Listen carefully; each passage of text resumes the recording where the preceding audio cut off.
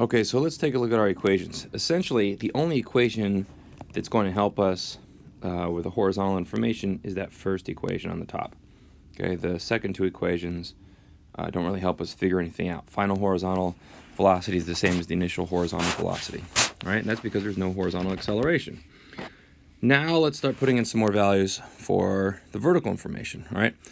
So if I ask you what is the vertical velocity of the ball at this point, the answer is 0 because it only has horizontal motion.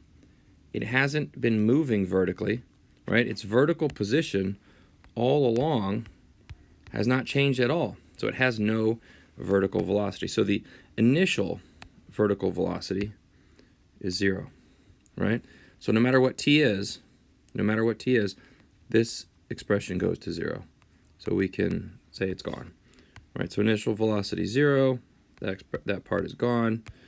Initial velocity is 0. Great. Now, a projectile does accelerate downward as it falls because of gravity.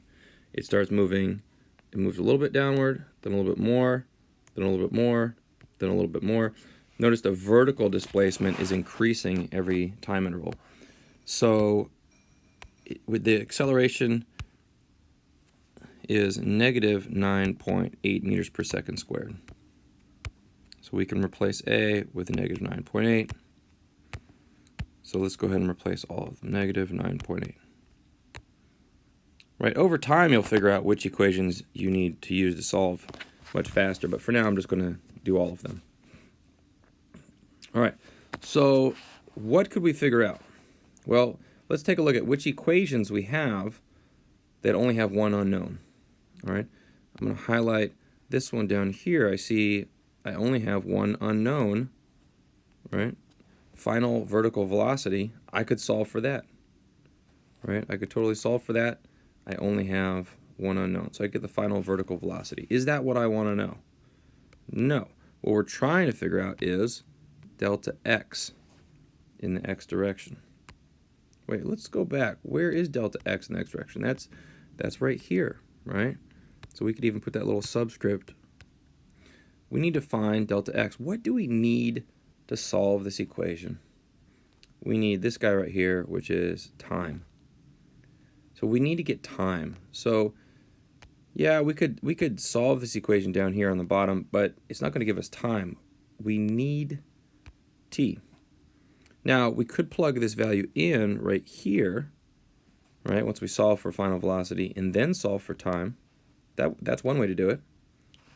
Or, if we look at this equation on top, right,